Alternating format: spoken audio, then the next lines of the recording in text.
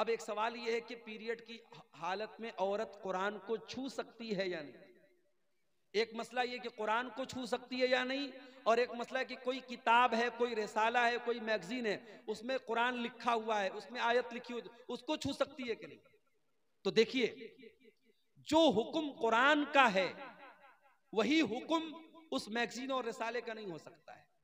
इसलिए कि आप देखिए कि अल्लाह के नबी सल्लल्लाहु अलैहि वसल्लम ने बादशाहों को लेटर लिखा और उसमें बिस्मिल्लाहिर्रहमानिर्रहीम भी लिखा, कुरान की आयत भी लिखी, और बादशाह लोग जाहिर काफिर थे, उनके हाथ में वो लेटर गया, इसका मतलब कि एक जरूरत के तहत वो लेटर उनको दिया गया। तो औरत अगर कुरान को छू रही है और किसी किताब को छू रही है, दोनों बराबर नहीं है, एक बात। दूसरी बात यह कि पीरियड की हालत में औरत अगर दस्ताने के जरिए या दुपट्टे के जरिए कुरान को छुए तो बेहतर है, डायरेक्ट ना छुए। लेकिन अगर मोबाइल वगैरह में कुरान पढ़ना चाहे तो पढ़ सकती है, या बगैर छुए पढ़ना चाहे तो पढ़ सकती है। कोई औरत कुरान की हाफिजा है, अगर पीरियड में वो कुरान पढ़ रही, कोई हर्ज की बात नहीं, पढ़ना मना नहीं है। छूने के बारे में बाज हदीसें ऐसी हैं कि छूना सही नहीं है, तो छूने के लिए वो दुपट्टा या दस्ताना वगैरह इस्तेमाल करे।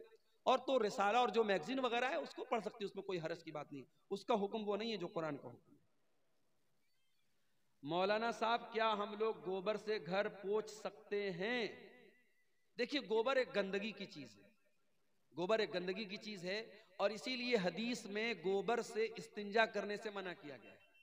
गोबर के बारे में कुछ हदीसों में यह भी आया है कि वो जिन्नात की खुराक है, तो इसलिए उसको घर वगैरह में उसको पोंछने वगैरह में इस्तेमाल करना मुनासिब तो नहीं मालूम होता है, लेकिन हम इसको हराम और नाजायज तो नहीं कह सकते। इसके बारे में भी आप अपने इलाकाई उलमा से जो इन हालात को ज्यादा बेहतर समझते हैं उनसे आप राब्ता करें तो ज्यादा बेहतर है। वल्लाहु आलम बिस्सवाब।